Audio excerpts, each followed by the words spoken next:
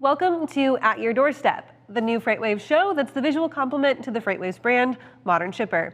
My name is Kaylee Nix, and I'll be your host. On this show, we talk about the last mile delivery, gig economy, and the future of what urban delivery holds. Really hot topic right now is the future of warehousing and how we store goods before they make it into consumer hands. Today, we're talking to Steve Denton of Ware2Go, all about what's happening in the warehousing space. Before we start, let's thank our sponsor, Amazon Freight, who knows you need more than another truckload services provider. You need a partner who can help you navigate the world of logistics.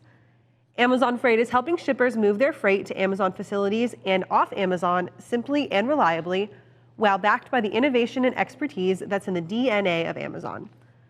Whether you have a few truckloads to fill or thousands to move, Amazon Freight is your opportunity to put Amazon to work for you. Visit freight.amazon.com to get started. Today on At Your Doorstep, we're talking to Steve Denton, CEO of Ware2Go, a company that is helping warehouses grow from more than just places to store things. Steve, thank you so much for joining me today on At Your Doorstep. How are you? I'm doing great. Good morning, Kaylee. How are you today? I'm doing pretty good as well. So first things first, give us a little bit of an introduction about yourself, about your background, and about what you do for Ware2Go. Sure. So my name is Steve Denton. I'm the CEO of Ware2Go. I've been the CEO of the organization now for about a year and a half. We're a 3-year-old company. But I spent the last 20 years as an entrepreneur in the digital media advertising space. So had a couple companies there that I built, sold one to eBay, sold one to Rakuten. And I started my career at Pepsi, and then I did 9 years at FedEx. So, first half of my career, big company training, good big company experience. Second half of my career building startups, and then ultimately ending up at big companies. So that's a little bit about me. And then tell us about Ware2Go. What do you guys do? What's kind of the goal behind the company? Yeah, so think about us like you think about Airbnb or you think about Uber, right? So instead of connecting, people who need rides with drivers or people who need places to stay with hosts, we connect merchants, typically small to mid-sized merchants. So think about merchants who sell between 5 and $150 million a year in sales. And what we do is we connect them to our network of warehouses that we don't own, right? So there's 50 warehouses out there that our technology sits in.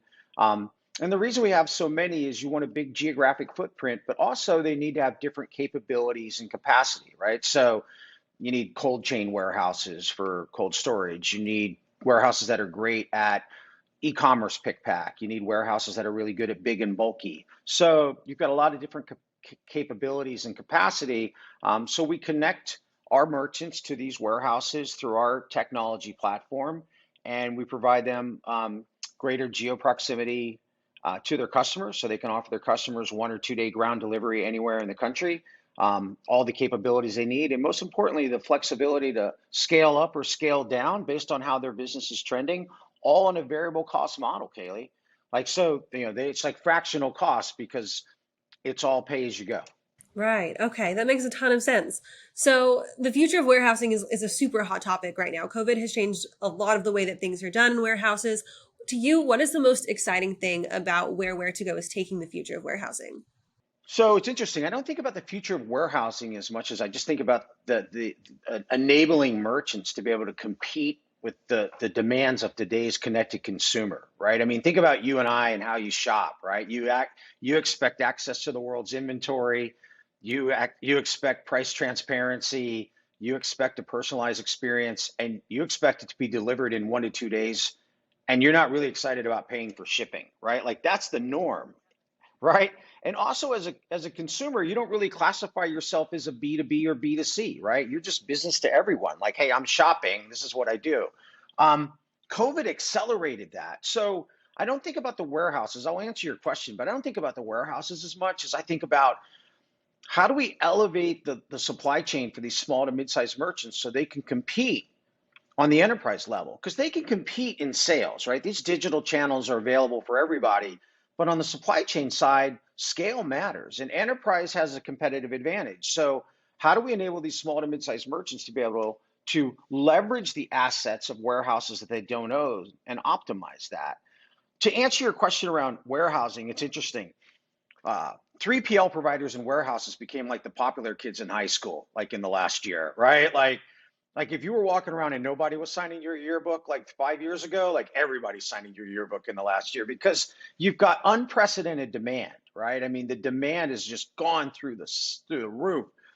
But real good quality supply is hard to get, right? There's a lot of supply out there, and you see people doing interesting things with it, but good supply, and especially with e-commerce dominating it, you really need supply or warehousing technology that is robotics based, right? Can answer these problems as far as scale and speed without having to put humans against it, right? Because the labor pool is really tight.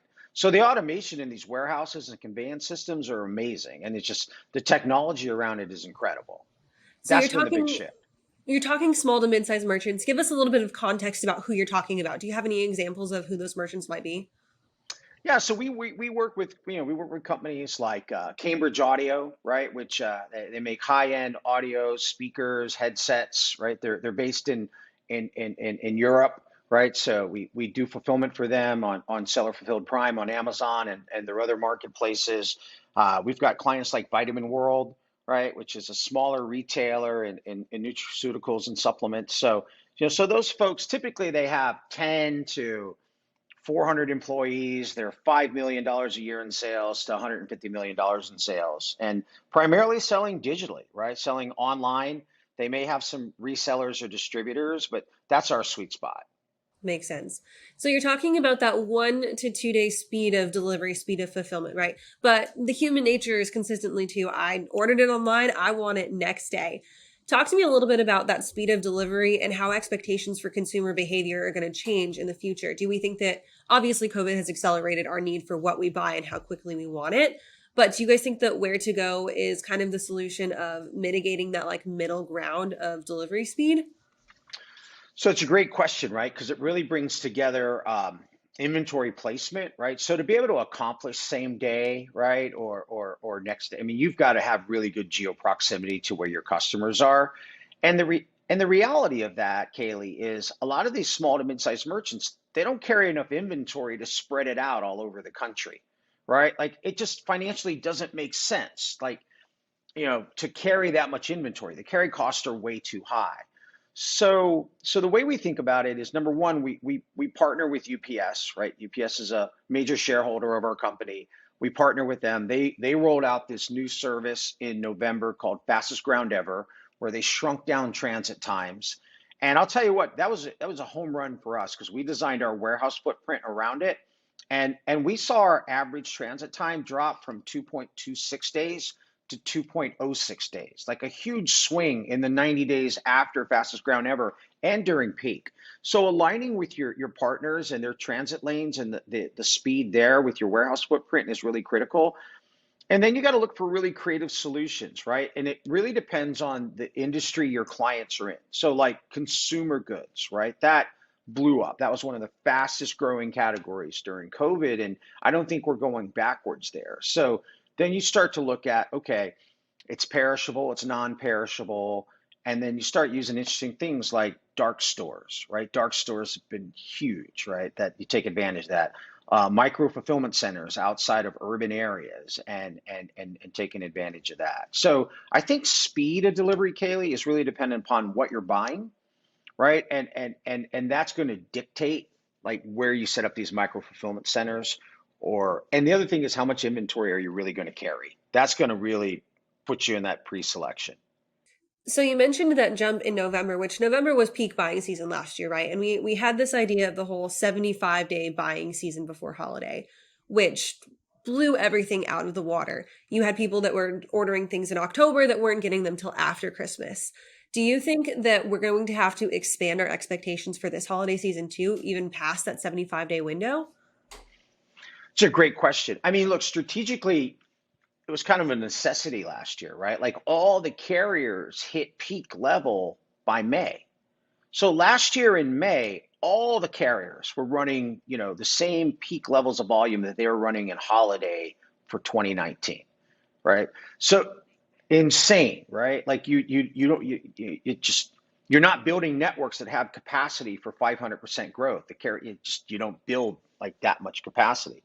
So So you hit that level, and it was whether it was small package or LTL, everybody was maxed out. Plus, you had equipment issues, right? Because of what was going on in the ports. I mean, you get just getting trucks was hard to get, right? So, and that was in May, right? Because you had the huge shift, which was B2B basically came to a grinding halt and everything became residential, right? A huge shift. I mean, we went from 50-50 B2B, B2C to like 90-10, right? On the B2C side. And the whole industry shifted. So in order to manage the demands in peak, and also to be able to manage customer expectations, you saw a lot of retailers pull their sales forward, right? I mean, and you also saw Amazon push Prime Day back, right? So I think Prime Day was in October, and that kind of kicked off the whole shopping season.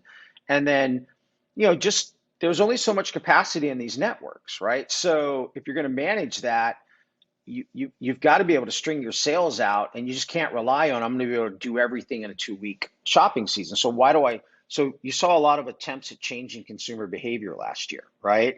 By pulling sales early, and well, what did you see? It worked, but you still had this mad crush, right, over the last 2.5 weeks. But it did spread it out, right? I mean, we saw that it definitely picked up earlier. But keep in mind, Kaylee, you're also comping year over year against unprecedented numbers, right? Like all the historicals are out the door because last year was like you were in peak in May, and that sustained itself through the whole year. 2020 was just a crazy year on all levels. And with all the people that we talk to on all of our different platforms here at FreightWaves, that is kind of like the thing is that 2020 was so unprecedented that it's almost not fair to compare it in historical context because it is just so out of the water. And 2021 is shaping up to be honestly pretty much the same with what seemed like a never ending slew of these historical events going on for us. Absolutely. I mean, we did more in the first quarter than we did in the fourth quarter. Like, I mean, it's like normally you get your fourth quarter and then you kind of trend down a little bit and then you build back up, right? But that thing just continued, that continued to rise up. So I don't think that's going to go away. I mean, that's the new normal. It's how do we manage through it, and how do you find these creative ways to actually solve those problems? Right. So, changing gears a little bit, talk to me a little bit about some of the changes that Amazon is making to its platform for those small to mid-sized sellers. And what does it mean for those people who do their business maybe primarily through Amazon? Sure. So you're talking about the changes that went into the seller fulfilled prime, right? So yeah, so big changes there, and ultimately, though, I will tell you, I think it's going to make it's like things that Amazon does around supply chain. It'll continue to make the industry better, right? Um, and you can't ignore it, right? With 38% of all U.S. e-commerce going through Amazon, like you can't ignore that, right? Um, so what were the big changes, right? The big changes were one, the requirements are based on page views now versus just sales. So so looking at page views, then you've got to diagnose and understand forecasted demand. And because previously it was pretty simple, right? 99.95% on time, second day, and you got your Prime badge. I mean, I've simplified it, right? But we'll boil it down to and you can keep your seller fulfilled Prime badge. Well, that all changed, right? In February, the first set of changes went into effect, and there are a couple of big ones. One, you have to understand where Amazon is differentiating between what they call standard and oversize, right? So the requirements for standard, and standard means that your box has no side greater than 18 inches, and it's under 20 pounds, right? So basically a shoebox. Those things cube up real well in warehouses. They cube up real well on trucks. That's called standard. And then you've got oversized, which is over 20 pounds and over 18 inches. So the requirements are different. So on standard, you can't do regional prime anymore. And that's a huge thing for people who are regionally based and maybe they only sell in certain markets, or be able to turn on markets or turn off markets. So if you're standard, it's nationwide prime only. And and the statistics, I don't want to misquote it, right? So I'm just going to have to refer to my notes here. Um, but the statistics are, well, when you get to June, right? Because it's a phased-in approach, February and then June. But when you get to June, you got to be able to deliver 70% of those things overnight based on page views, so expected demand, and 30% second day. If you're on the oversize end of it, it's a lot more lenient, and you have um, regional capabilities. So the way we thought about it, Kaylee, was, hey, look, who can we, and it goes back to that first thing I mentioned to you. How much inventory do you want to carry? Because the reality of it is, if you want to meet those demands and you want to do it all via ground, you're probably going to need to be in 9 warehouses. And that's not your reality as a small to mid-sized merchant from an inventory standpoint. So we looked at it and said, how can we design against this to get you in a 3 warehouse model, right? Put you in a super region model, cover 92, 93% of that within those time frames, and figure out what the economics would look like in upgrading you to air to meet the delta, and then built the model around it. So we designed a network of 13 warehouses. They're all working Saturdays now, right? So now it's Saturday work, and weekends count.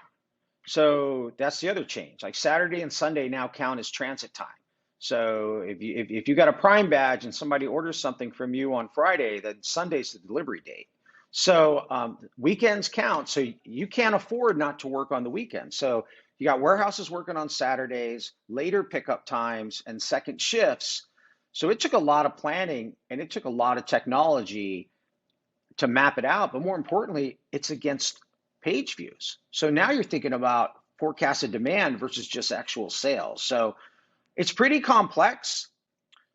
It's pretty complex, but the reality of it is, and this is the way we thought about it, if we can solve for it and help you maintain or get a seller fulfilled Prime badge on Amazon, obviously that's going to have a huge impact on your sales, but it's also going to make you more competitive in the other marketplaces where you sell in, whether you're selling on eBay, you're selling on Wayfair, or whatever marketplaces you're selling, or selling direct, because that's the new expectation from today's consumer.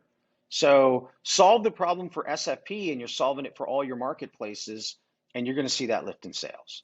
So I've got a two-parter question that's coming off of that. First part, what type of pressure does that put on the last mile delivery services now that you have this expectation to support your sellers, or else you run the risk of being the reason that they lose that verified Prime seller badge? How does that put pressure on making sure that it gets on that truck and gets delivered to that residence within that time frame? So the first person it puts pressure on is the warehouse partner, because you got to have 99.95 on-time fulfillment. Like if That was it's my in second this, question. oh, sorry, I'll answer You're that good. first, because in the scheme of things, you got to solve that first, right? Like if you can't get it out the warehouse, so order comes in by 3, has to be shipped out same day, and that has to happen like 99.95% of the time, right? So that's that later pickup. That's that second shift, right? In many cases, and so that's your first burden, right? And so we solve for that. The second burden, right, falls on your delivery partners, right? So you better partner with like top tier, like we partner with UPS, right? But you've got to partner with top tier folks that are running like Monday, Tuesday, Wednesday, Thursday, Friday, Saturday, and maybe on Sunday they're kicking it to the Postal Service, and they're doing a lot of those deliveries, and those partnerships have to be in place. And then you've got to make decisions on, okay, on Saturday orders, you get them in the system, they'll move, you probably have a good, but Friday night you're looking at a lot of air, right? Because if that delivery time is Sunday, right, you're probably looking at air upgrades on Friday night, if that's the thing. So you've got to, there's a lot that goes into it. So you got to have quality partners. Thank God we do, and we're excited about it. But it doesn't matter how great they are if you don't get it out the door 99.95 correct and on time. They're not going to be able to make up the difference for you because you don't have that error rate. And so when it comes to the economics of doing those upgrades, who's eating that cost? Is it the consumer that's paying for the extra shipping? Is it the retailer who's like, dang, like I got to do this? Is it the warehouse that's saying, okay, we're just kicking it out? Who is paying for that upgrade? I think ultimately the consumer pays for it, right? I mean, like somebody pays for it at some capacity and somehow. I mean, the merchants, I mean, when we design our rate cards, right, we build that in there. So like we try to make it easy for our merchants and say, hey, look, here's like the way we think of even on the ground, it's either in region or out, right? It's not like 8 zones for us. So the way we think about it is, okay, what's the you're really running a factoring exercise there, right? I'm gonna win some, I'm gonna lose some, right? I got to manage it. I got to manage through the puts and takes of that. And on the other side of that, you're planning that you've been smart enough to actually, achieve a decent margin on it. And the merchants do the same thing, right? You've got loss leaders, you've got things where you got to make decent margin. And then ultimately, can you convert that to a direct navigation customer that's going to buy from you directly versus always going through a channel, and you're going to improve your margins there. So. Right. So last question I've got for you. There's kind of a shift. One of our partners, Andrew Cox, talks a lot about this in his show Point of Sale towards the retail world. There's been a shift from like the big box stores to kind of a D2C direct to consumer model. Talk to me a little bit about the competition that small to mid-sized sellers have to deal with when they go through a warehouse channel instead of going through that direct to consumer model that the big box stores go through. I just want to make sure I understand your question, right? So they're selling direct to consumers, right? Huge, like, and today's ecosystem enables that to happen, right? A lot easier than it used to. All right. So they're selling direct to consumers. So what challenges they have in doing that distribution model? So like if I'm a consumer, right, and I want to buy a gym bag and I can order it from Target and it goes straight to me from Target and it's a day or 2 days, whatever. Or I can order it from Amazon that comes from a smaller seller that comes from a warehouse and then goes through that extra step. What are kind of like the benefits? Where is there a competition problem between those smaller sellers and the big box sellers? Right. Well, I think that's part of what we solve for here at Ware2Go, right? Or even FBA solves for on their side, which is, having you in a footprint and in a warehouse model that's similar to a big box retailer. So if you're in a 3 warehouse model and that if someone orders directly from you, you can get, 2-day delivery ground anywhere in the country and 75% of the population overnight. Like that's what we enable, right? Like that's the story we talk about, right? Like because look, that is if you think about like one of the huge trends in retail last year, it was the emergence of the SMB, right? Like when you look at the big trends last year in retail and you think about what's going on now, the SMB is like a huge part of that growth story, right? And then the other part of that is how much of that's on mobile for the SMB, which that's a whole different conversation, right? But like 78% of that's happening via mobile, and a lot of these SMBs are new to it, and they're really new to the mobile part of it. But the SMBs are like real big part of the growth story for 2020 and beyond, and their ability to offer enterprise level supply chain. Because to your point, like, hey, you're a consumer. I can order it from Target. I can order it from Amazon. I can order it from this SMB that I saw something for in my Instagram feed that's been curated for me. Like that.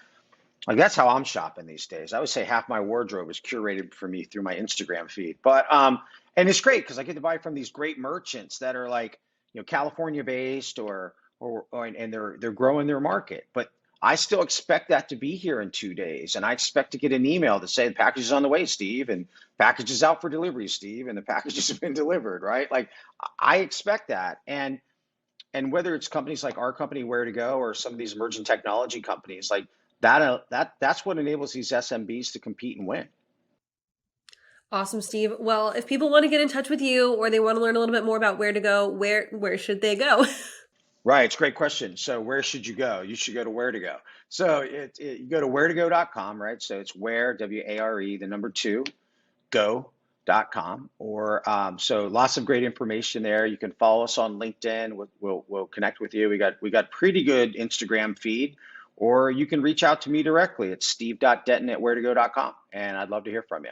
Awesome. Thank you so much. We really, really appreciate it. And this was awesome. And I 100% agree. Like 80% of my clothing is off of a curated Instagram feed. So somebody's doing something right there. They're really smart about it. Yeah. So awesome. Thank you, Steve.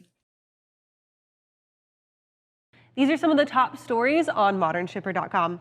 Last week, FreightWaves brought to you the Net Zero Carbon Summit, where we talked all about what companies are doing to reduce their carbon footprint. One of those companies was Bring. They were on an episode of What the Truck. Bring has announced a new service that is bringing their delivery platform to companies that gives them some visibility around where their carbon impact lands. The growth of e-commerce has led to a surge of vehicles out on the roadways making deliveries. So Bring has launched Bring Green, a sustainability practice network that lets those shippers understand where their carbon impact is the biggest and how to reduce it in real time. Also up on modernshipper.com is a story about a new place to trade cryptocurrency.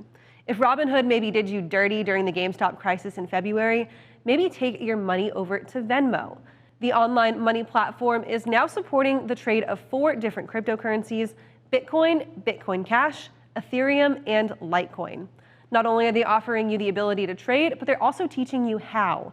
There's guides on how to trade cryptocurrency, how to make your money, and even what types of currencies that you can trade in the future. You can find all of these stories and more on modernshipper.com. Also catch At Your Doorstep Tuesdays at 2 p.m. right here on FreightWaves TV. You can always listen any place that you get your podcasts and find recaps on FreightWaves.com.